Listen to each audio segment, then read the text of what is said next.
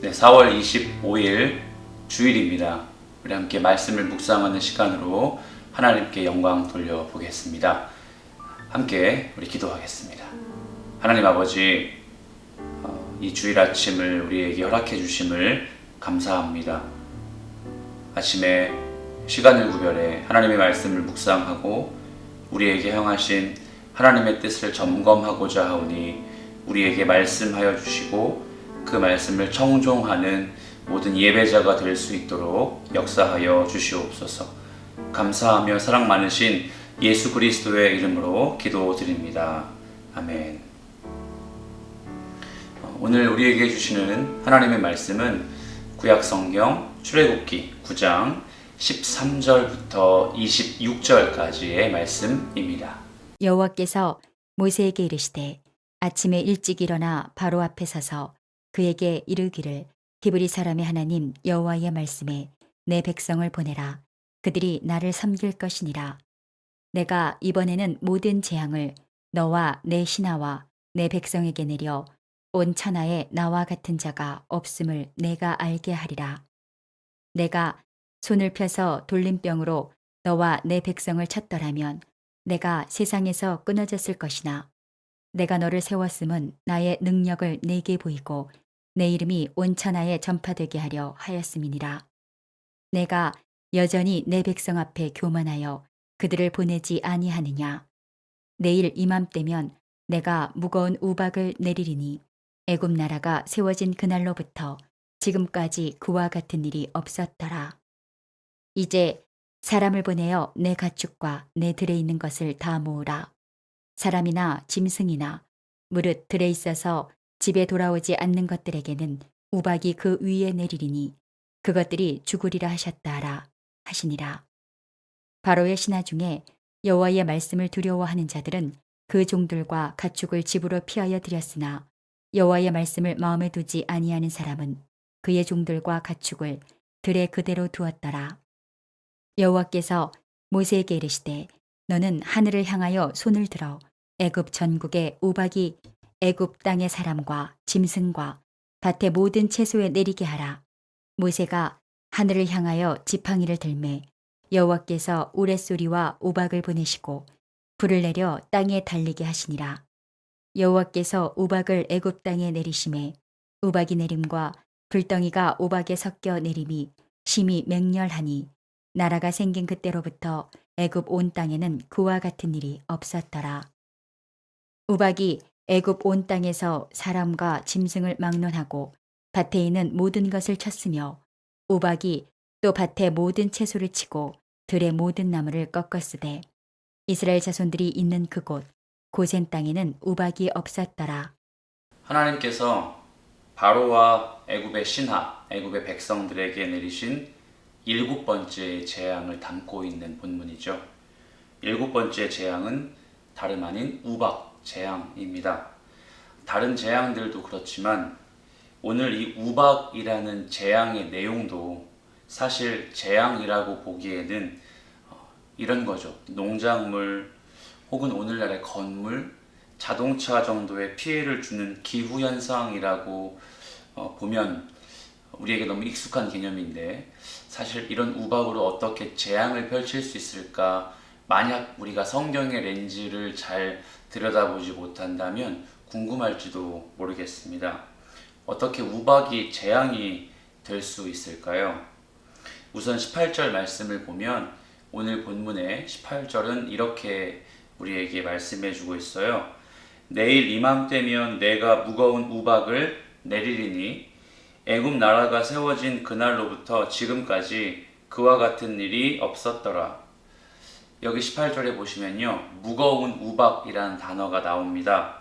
엄청나게 양이 많아서 무거운 것처럼 보이는 그런 표현이죠. 그런데 이 뜻을 보면 이 무겁다라는 건 무게를 뜻한다기보다는 지속적인 기간을 나타내는 표현입니다. 그리고 이 말은 즉 중하다, 중요한 우박이 된다란 두 가지의 중의적인 의미를 담고 있습니다. 첫 번째는 오랜 기간을 담고 있는 우박이다. 그리고 두 번째로 이 우박이 주는 의미가 아주 중요하다라는 걸 말해 준다는 것이죠. 그것은 바로 이 중함의 의미가, 무거움의 의미가 19절에 고스란히 기록되고 있는데, 바로 그동안의 6번째까지의 재앙에서는 사람의 목숨이나 짐승의 목숨을 아주 직접적으로 빼앗는 일은 없었습니다. 사람의 목숨을 빼앗는 재앙은 있지 않았지만, 오늘 이 7번째 재앙부터, 우박 재앙부터는 하나님께서 19절 말씀과 같이 사람과 짐승의 목숨도 충분히 빼앗을 수 있다, 이렇게 경고하고 있다는 것이죠. 그렇습니다, 여러분. 하나님께서 바로와 애굽의 백성들에게 내리신 이 재앙은 하나님께서 하나님의 신적인 권위, 유일신 사상을 경멸하거나 믿지 않는 사람들에게 주시는 하나님의 계시로 작용하는 것이 분명합니다. 무슨 말일까요? 단순히 이스라엘의 백성들을 애굽으로부터 탈출시키기 위한 과정이라고 이 재앙을 대하지 마시고요. 하나님을 부인하는 자들, 하나님의 신적인 계시를 경멸하는 자들에게 주시는 메시지, 이것이 바로 재앙, 특별히 오늘 우박이 주는 7번째 재앙의 의미라고 볼 수 있습니다. 여러분, 성경에 다시 눈을 들어볼까요? 14절 말씀을 보시면 하나님은 우박 재앙을 내리시기 전 이렇게 말씀하셨습니다. 내가 이번에는 모든 재앙을 내리겠다. 보이세요? 이 말씀의 의미를 해석해 볼까요? 여기에 재앙이라는 단어가 보이시죠? 이 단어가요, 히브리어 원문을 보면 재앙이 아니라 재앙들이라는 복수를 사용하고 있습니다. 끊임없이, 언제까지, 일정한 기간까지, 아니 아주 오랫동안 이 재앙을 내리시겠다라는 하나님의 의도, 하나님의 의지가 여기에 숨겨져 있습니다. 그렇다면 왜 재앙들이라고 했을까요? 바로 하나님의 백성들을 괴롭히며 하나님을 부인하는 자들, 하나님을 인정하지 않는 무리들이 결국 두 손 들고 결국 항복하며 하나님의 권위를 회복하는 날까지, 그때까지 하나님은 분명히 이 재앙을 거두지 않으시겠다라는 뜻인 것이죠. 여러분, 성경을 좀 깊이 보고 고대의 이 애굽의 민족들의 상황을 좀 진중히 살펴보면 하나님이 단순히 재앙을 내리시겠다는 이 표현이 감정적으로만 들리지 않을 수 있습니다. 무슨 말일까요? 바로 이 7번째 재앙은 이들 애굽 사람들, 바로와 신하들, 백성들이 믿고 있었던 하늘의 신, 바로 누트 신에 대한 공격이었던 것입니다. 이들 너머의 고대 사회의 종교적인 특색 중 하나는 바로 지역의 토착신을 믿는 것이었습니다. 그 지역에 상주하며 그 지역 사람들의 필요와 간구를 담아낸 우상을 믿는 것이 그들의 종교적인 색채였다는 것이죠. 그렇다면 애굽 왕 바로와 신하들, 이 백성들이 지금 이 순간 믿고 있는 신은 하늘을 관장하는 신, 날씨를 주장하는 신, 그리고 곡식들을 많이 소출하도록 돕는 신이었던 것이죠. 그 중에 대표적인 신이 바로 하늘의 신 누트입니다. 곡식을 보호하는 신 세트와 민이라는 이들의 토착 신이었던 것입니다.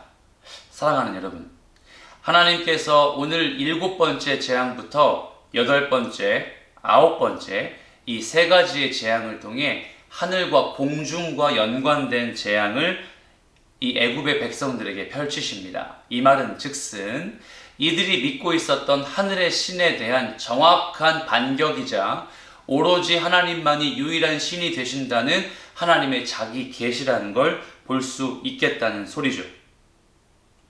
그런데 하나님은 오늘 본문을 통해 또 한 가지의 이 재앙과 연결지어 중요한 여지를 하나 남겨두십니다. 그건 바로 19절에 나와 있는데요.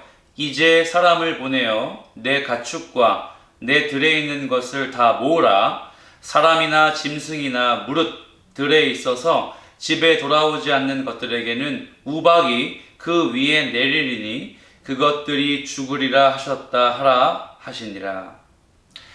여러분 19절을 곰곰이 보시면 반드시 하나님은 공중의 신, 이 하늘의 신에 대한 완벽한 반격과 승리를 쟁취하시겠다는 걸 말씀하시기도 하지만 너희가 이 메시지를 듣고 하나님의 음성과 이 경고의 메시지를 듣고 사람은 집 안으로, 짐승은 우리 안으로 만약 숨어 들어간다면 우박을 피해 미리 대피한다면 너희의 생명을 구할 수 있을 거다라고 그런 여지를 남겨주십니다.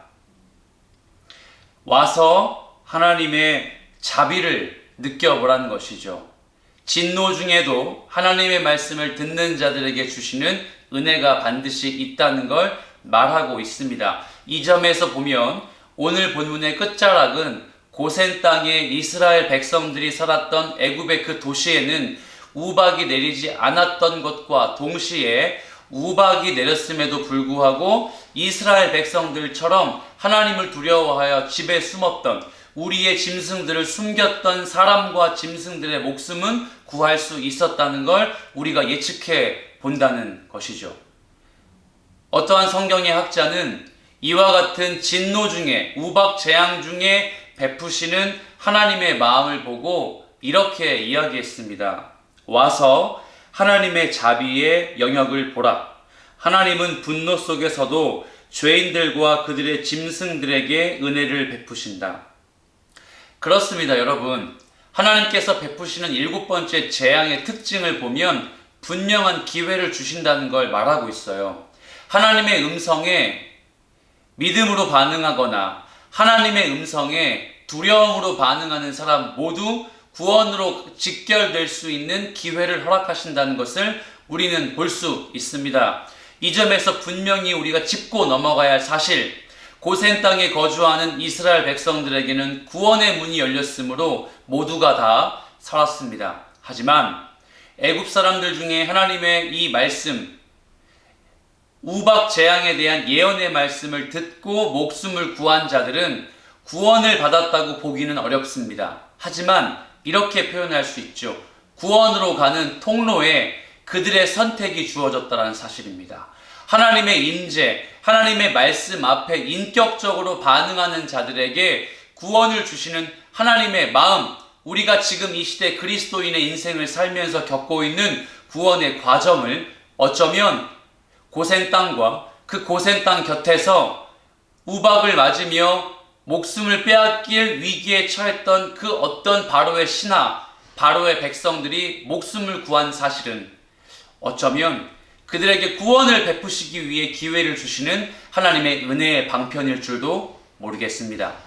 사랑하는 우리 성도 여러분, 하나님의 말씀은 우리에게 늘 그런 역할을 합니다. 구원받은 우리에게는 그 구원을 재확인할 수 있고 그 구원을 누릴 수 있는 은혜를 주시며 구원을 받지 못한 자들에게는 하나님의 계시와 하나님의 방법, 오늘 우박 재앙과 같은 이 시간을 통해 구원으로 가는 기회, 그걸 선택할 수 있는 절호의 찬스, 그 기회를 주신다는 사실을 말이죠. 여러분, 그래서 우리가 예수 믿는 자로서요, 예수 믿지 못하고, 아니 예수 믿지 않고 넌 크리스찬, 비신자로 살고 있는 그들에게 하나님의 말씀을 지속적으로 공급해야 하는 마음의 부담도 우리에게 생길 수 있겠죠. 그들은 목숨을 구했습니다. 그들은 그들의 소유를 구했습니다. 어떻게 해요? 믿음이라기보다는 하나님의 두려움, 신적 계시에 대한 경외함을 통해서 말이죠. 하물며 예수 믿는 우리가, 교회를 다니는 우리가 하나님이 주시는 음성과 하나님 말씀에 대한 이 거룩한 메시지에 대해 비신자들조차도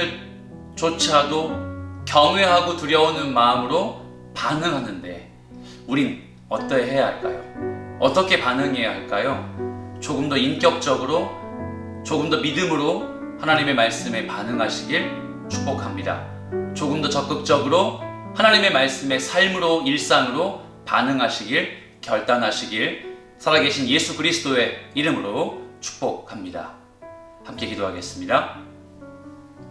하나님 아버지, 감사합니다. 7번째 재앙을 통해 우리가 배운 교훈은 하나님의 말씀을 우리 모든 신자들이 먼저 두려워해야 한다는 사실이고, 하나님의 말씀을 먼저 깨달아야 한다는 부담감입니다.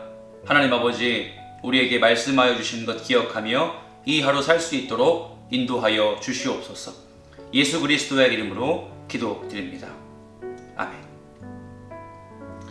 오늘 하루도 하나님의 말씀이 주시는 은혜, 예배해 주는 감격 누리시는 여러분 되시길 축복합니다. 감사합니다.